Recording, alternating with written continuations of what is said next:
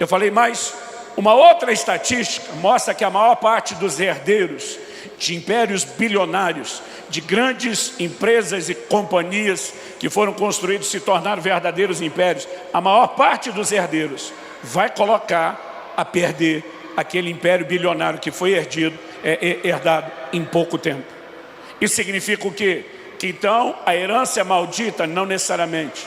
Toda pessoa que é introduzida na gestão de algo para o qual ela não foi preparada e não tem estrutura, ela tem tudo para comprometer aquilo que lhe está sendo confiado. E nós olhamos para isso como um fato não apenas estatístico no mundo natural, mas a palavra de Deus apresenta como princípio. Essa é uma das razões pelas quais o apóstolo Paulo escreve a Timóteo e diz, na hora de estabelecer um líder, que ele não seja neófito, não seja novo na fé.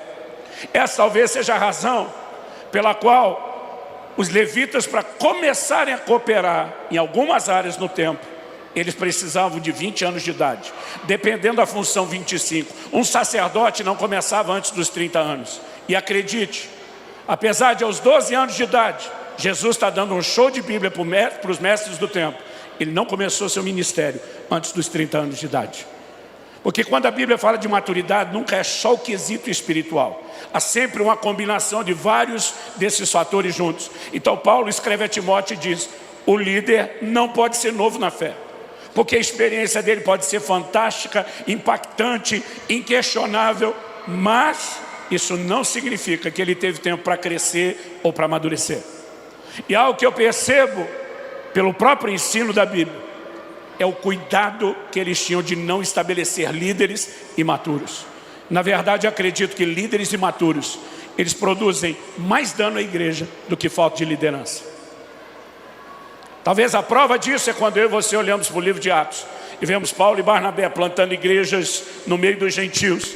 Eles chegam, pregam o evangelho, dão gás junto àquela turma, ficam um tempo com eles, depois fala para eles, segura a onda aí que nós vamos pregar o evangelho em outra cidade. Chegava em outra cidade, a mesma coisa, permanecia um pouco tempo, dizia para eles, segura a onda, nós vamos para outra cidade.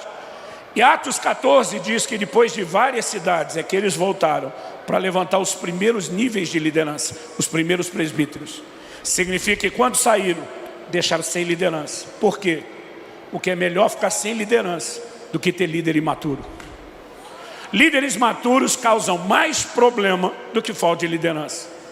Agora, eu e você precisamos entender, e aqui a ideia não é criticar o líder, é mostrar para mim, para você, é nos lembrar a importância de encarar o assunto de maturidade. Gálatas 4, de 1 a 7. O texto sagrado diz assim, digo, pois, que durante o tempo em que o herdeiro é menor, em nada difere de um escravo, posto que ele é senhor de tudo, mas está sob tutores e curadores até o tempo pré-determinado pelo Pai.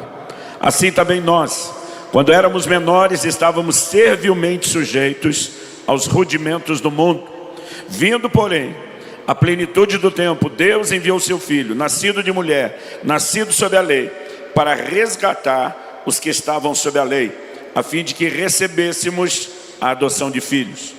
E porque vós sois filhos, enviou Deus ao nosso coração o Espírito de seu Filho, que clama, Abba, Pai. De sorte que já não és escravo, porém filho, e sendo filho, também herdeiro por Deus. Aleluia. O apóstolo Paulo começa fazendo uso aqui de uma alegoria. Estudiosos discutem se isso era costume ou lei no Império Romano.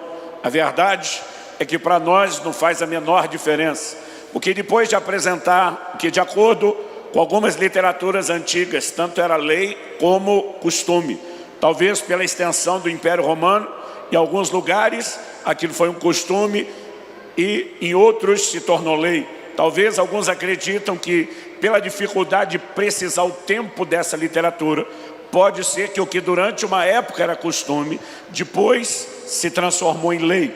Mas a verdade é que depois de apresentar o que quer que isso fosse, costume ou lei, depois de apresentar isso como uma alegoria, Paulo estabelece aqui uma comparação a nosso respeito. No versículo 3 ele diz, assim também nós. Qual é a alegoria usada? Ele diz, o filho, enquanto menor de idade, Na condição de herdeiro, ele é dono de tudo. Mas na prática, até o tempo pré-determinado pelo pai, que é o que definiria a maioridade ou a maturidade, ele não poderia entrar na gestão da sua herança. Isso significava o quê? Que não bastava apenas ter uma herança.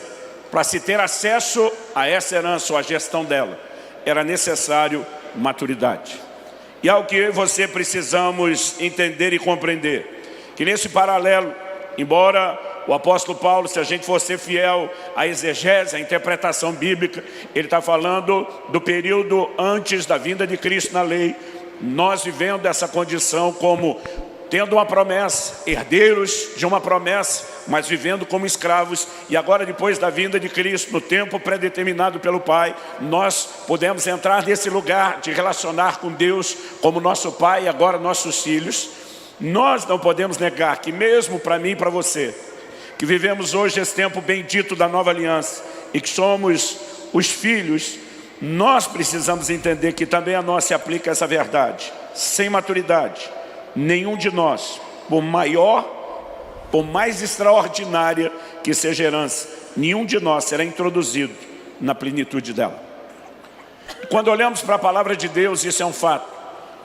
Nós precisamos entender que para se viver a plenitude de Deus, será necessário de mim e de você mais do que fé. Nós sabemos que fé é fundamental, o justo viverá da sua fé, sem fé é impossível agradar a Deus. Tiago capítulo 1 diz: peça porém com fé, não duvidando. Ele diz: o que duvida, não pense tal homem que receberá do Senhor coisa alguma. Nenhum de nós vai questionar a importância da fé. Mas eu te garanto que pela palavra de Deus, só com fé, você não vai alcançar tudo que Deus tem. Hebreus capítulo 6, versículo 12 diz que nós temos que nos tornar imitadores daqueles que pela fé e perseverança herdam as promessas. Você não vai herdar uma promessa só com fé, é fé e algo mais.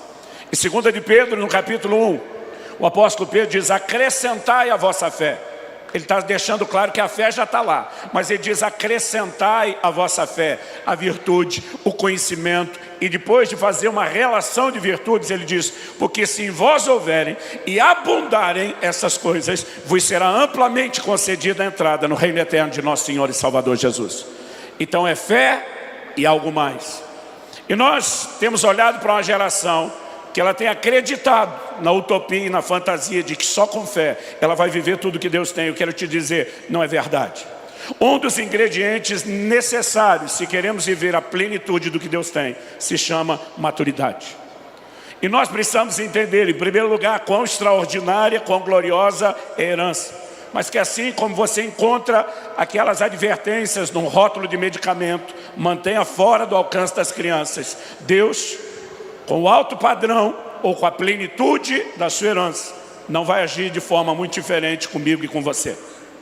Quando eu olho para as Escrituras, eu consigo enxergar, não apenas num texto como esse de Gálatas 4, mas em várias ilustrações, eu consigo enxergar Deus deixando claro que gente matura não está pronto para gerenciar a herança.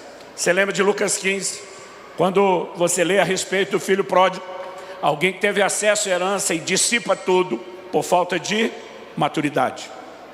Um dia desse, uma pessoa falou para mim: pastor, eu estava lendo um artigo de uma revista que dizia que 90 e tantos % dos ganhadores de grandes prêmios de loteria no mundo todo, incluindo países de primeiro mundo, vão dissipar a grande parte da fortuna em menos de 2 anos.